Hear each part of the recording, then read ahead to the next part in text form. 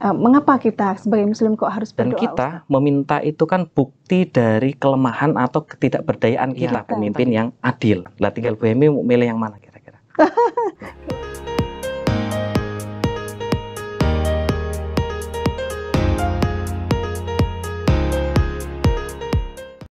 Alhamdulillah Sobat Podcast FAI Unisula kembali hadir bersama saya, dan kali ini saya ditemani oleh Ustadz Ahmad Muflihin SPD MPD. Assalamualaikum Ustadz. Waalaikumsalam warahmatullahi wabarakatuh. Alhamdulillahirrabbilalamin. Sehat ya Ustadz? Alhamdulillah. Alhamdulillah. Sobat FAI semuanya, kali ini menjelang berbuka puasa kami akan mengambil tema dalam perbincangan tidak meremehkan kekuatan doa. Gitu ya Ustadz ya. Baik Ustadz, mengenai tema yang akan kita angkat di petang ini Ustadz, kita sebagai Muslim ya Ustadz ya, mengapa kita sebagai Muslim kok harus berdoa Ustadz? Ya, baik. Menjawab dari pertanyaan Ibu Hemi, jadi kenapa kok kita sebagai seorang Muslim itu harus berdoa? Memangnya betul. Doa itu apa kan seperti itu? Jadi kalau kita sederhanakan dalam bahasa Indonesia, kita berdoa itu meminta kepada Allah Subhanahu wa Ta'ala. Maka yang pertama di dalam Quran surat Ghafir ayat 60 itu telah dijelaskan bahwasanya Allah sendiri yang telah memerintahkan kita untuk berdoa kepada Allah. Dikatakan qalu rabbukum ud'uni astajib lakum. Bahwasanya Allah telah berfirman kepada kita semua, berdoalah kepadaku, niscaya aku akan mengabulkan. Jadi itu merupakan perintah dari Allah Subhanahu wa Ta'ala. Dan kemudian di dalam hadis juga dikatakan bahwasanya ad-du'a wal ibadah. Doa itu adalah ibadah. Ya, betul. Ya, doa itu adalah ibadah. Sehingga hakikatnya ketika kita sedang berdoa kepada Allah, kita sedang menjalankan perintah Allah, yakni kita sedang melakukan ibadah. Dan yang kedua, doa itu adalah senjatanya umat Islam. Ya. Jadi ibaratnya ketika kita misal seorang petani, dia mau ke sawah, itu kan membawa peralatannya seperti cangkul dan lain sebagainya. Kemudian ketika dosen mengajar, dia membawa peralatannya juga dan lain sebagainya. Nah, sebagai seorang Muslim, dia juga memiliki peralatan atau senjatanya itu. Senjatanya apa? Doa itu. Dikatakan bahwasanya ad-doa silahul mu'min.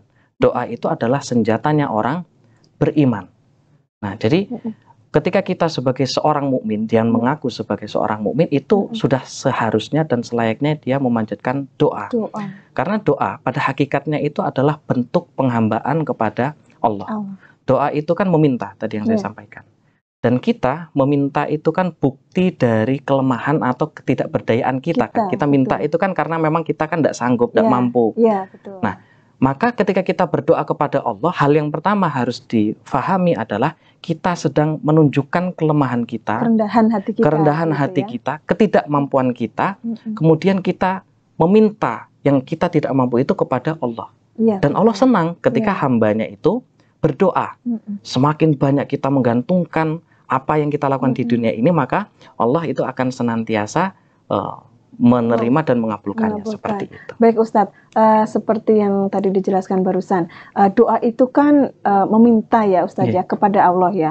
Lantas berdoa itu apakah ada tata caranya Ustadz atau etikanya? Ya, jadi ketika kita meminta kepada manusia saja, kita minta kepada orang tua saja, kita kan kepada ibu bapak ataupun orang yang mau kita mintai, itu kan biasanya kita ada caranya kan. Ada misalnya ada seorang anak, dia tiba-tiba kok jadi rajin di rumahnya, beresin, nyapu rumah, terus misalnya dia itu mijetin orang tuanya yang capek. Karena ingin sesuatu nah itu kan sudah ketebak kan biasanya. Kamu ini mas pengen apa seperti itu? Artinya apa? Ketika kita mau minta sesuatu, berdoa kepada Allah itu ada tata caranya, ada etikanya. Nah, tata cara atau etika ini telah difirmankan di dalam Quran surat Al-A'raf ayat 55, bahwasanya kita diperintahkan untuk berdoa ud'u rabbakum tadarru'aw wa khufyah. Berdoalah kepada Allah dengan rendah hati dan suara yang lemah lembut. Jadi tidak teriak-teriak. Iya, nggak teriak-teriak. Itu bukan doa, namanya maksa kan seperti itu. Ya Tuhan, begini itu. Iya, jadi kita dengan rendah hati itu artinya kita dengan memuji Allah. Ya. Kemudian kita merendahkan diri kita serendah-rendahnya. Dan di dalam ayat tersebut dilanjutkan innahu la yuhibbul mu'tadin. Allah tidak menyukai orang-orang yang melampaui batas, termasuk dalam berdoa. Melampaui batas itu bagaimana, Ustaz, maksudnya? Melampaui batas dalam berdoa itu seperti misalnya memaksa dalam doanya. Terus berlebih-lebihan. Ya Allah, saya pengen mobil mereknya A. Pokoknya kalau nggak mau. Nah itu kan maksa. Kemudian berlebih-lebihan. Saya pengen, ini misalnya yang jomblo ya.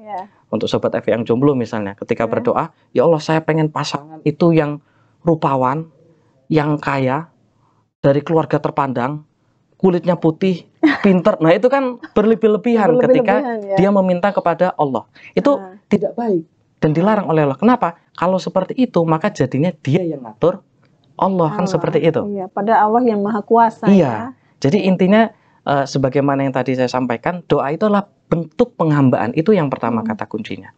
Mengapa kita meminta kepada Allah? Ya karena disuruh oleh Allah. Allah zat yang maha memberi. Seperti itu. Dan ketika kita berdoa ya jangan terus kemudian mintanya itu sembarangan kayak tadi, dipaksa Allah itu. Terus Allah saya mau sholat ini pokoknya biar ini tercapai loh. Iya. Gitu. Begini Ustadz, saya pernah mendengar bahwa kita kalau berdoa itu harus yang spesifik ya Ustadz ya. Kita jangan berdoa itu misalkan kita saya ingin lulus sudah gitu saja, tapi kita harus lebih spesifik, walaupun dengan tidak kita spesifik itu Allah pasti mendengar karena Allah kan maha kuasa. Itu bagaimana Ustadz? Ya, doa spesifik itu artinya kan memang kita meminta doa yang kita harapkan kan seperti itu, yang kita inginkan kan biar jelas kayak gitu kan. Tapi hal yang harus kita pahami di dalam spesifikasi doa itu adalah bagaimana kita sebagai seorang muslim itu senantiasa menempatkan diri sebagai seorang hamba. Kita doa spesifik kan itu yang kita inginkan.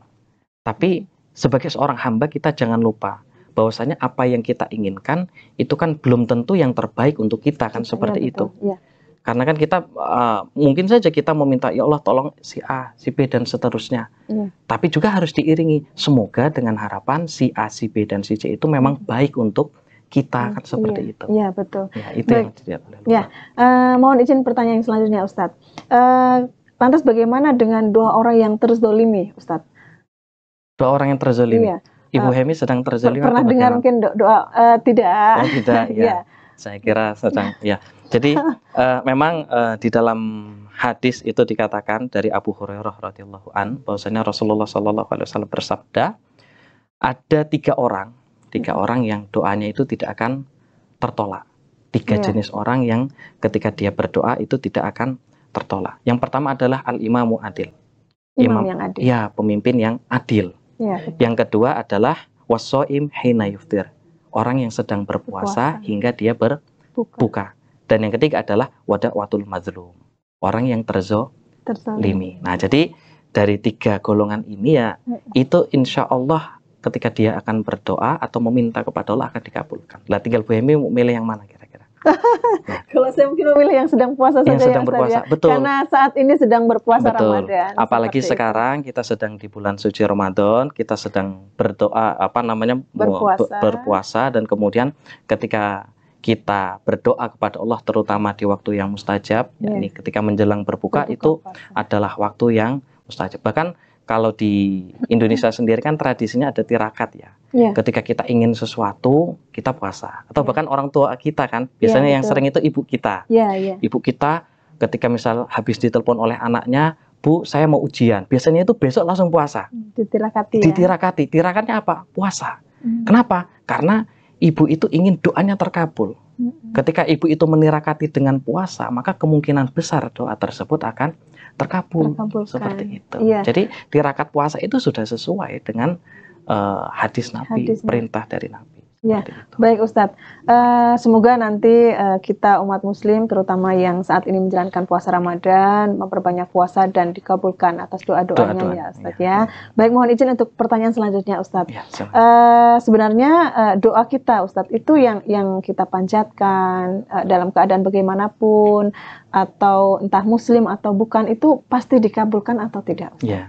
Tadi sebagaimana di awal perbincangan kita saya sampaikan bahwasanya Allah kan telah memerintahkan kita ud'uni astajib lakum. mintalah padaku, maka aku akan mengabulkannya. Astajib. Tapi jangan lupa bahwasanya astajib ini adalah fi'il mudhari. Fi'il mudhari itu artinya ila atau fiyomil mustaqbal, nanti kan seperti itu. Nah, itu sesuai juga dengan hadis Nabi bahwasanya dikatakan dari Abu Sa'id yang mengutip dari sabda Nabi Muhammad SAW, ma min muslim yad'u bida'watin laysa fiha ismun wala qati'atur rahim illa a'tahullahu biha ihda salasin. Jadi tidaklah seorang muslim yang mana ketika dia memanjatkan doa pada selama tidak mengandung dosa dan tidak memutus silaturahim. Nah, jadi kalau doanya itu misal nggak pengen ketemu si A, itu nggak boleh seperti itu kan, tidak akan dikabulkan. Selama doanya itu tidak mengandung dosa dan tidak untuk tujuan memutus tali silaturahim, maka Allah akan memberikan padanya salah satu dari 3 hal. Salah satu dari 3 hal itu apa? Yang pertama adalah antu ajjalalahu da'watuhu, langsung dikabulkan. Jadi yang pertama itu langsung dikabulkan. Doanya A langsung dikabulkan. Semoga lulus, semoga misal nanti diterima misalnya kan itu bisa terlihat saat itu juga dan langsung dikabulkan. Dan kemudian yang kedua adalah ayyadakhirahu lahu fil akhirah. Jadi ayyadakhiraha lahu fil akhirah itu ditangguhkan di hari akhir. Di akhirat. Ya, jadi doanya itu akan dikabulkan. Tapi tidak nanti, di dunia, tapi nanti di akhirat. Nah, itu jenis yang kedua. Dan sebenarnya jenis yang kedua ini adalah jenis yang diharapkan oleh para sahabat, para ulama. Umar bin Khattab itu malah sedih. Jadi ketika beliau menjadi khalifah, itu kok merasa doa-doanya dikabulkan. Jadi sedih. Kenapa? Khawatir. Loh, kok ini hidup saya doa dikabulkan terus di dunia ini. Jangan-jangan nanti udah nggak ada lagi doa yang dikabulkan di akhirat, hadiah yang diberikan di akhirat seperti itu. Jadi ini yang terkadang kita tidak tahu, menganggap doa tidak dikabulkan padahal dikabulkan tapi nanti di akhirat. Itu jenis yang kedua. Kemudian jenis yang ketiga adalah Allah akan menghindarkan darinya keburukan yang senilai dengan doanya. Jadi akan dihindarkan dari diganti berarti. Ya, nah, karena kan yang tadi saya sampaikan, kita berdoa pengen A itu kan ya karena keinginan kita dan itu belum tentu baik untuk kita kan. Maka diganti. Karena Allah sayang dengan kita, maka kamu jangan yang A ini. Nanti kalau yang diganti yang lebih baik. Jadi pada hakikatnya ketika kita berdoa kepada Allah itu pasti akan dikabulkan. Hanya jenis pengabulannya saja itu yang berbeda-beda. Ya, baik. Itu. Baik Ustadz, terima kasih atas ceramah pada petang kali ini. Baik Sobat FAI Unisula, itu tadi adalah obrolan kita tentang tidak meremehkan doa. Ya, sebagaimana tadi yang telah disampaikan oleh Ustadz Muflihin, bahwa doa adalah bentuk penghambaan kita kepada Allah yang menunjukkan bahwa kita membutuhkan Allah, maka perbanyaklah doa kepada Allah Subhanahu wa taala.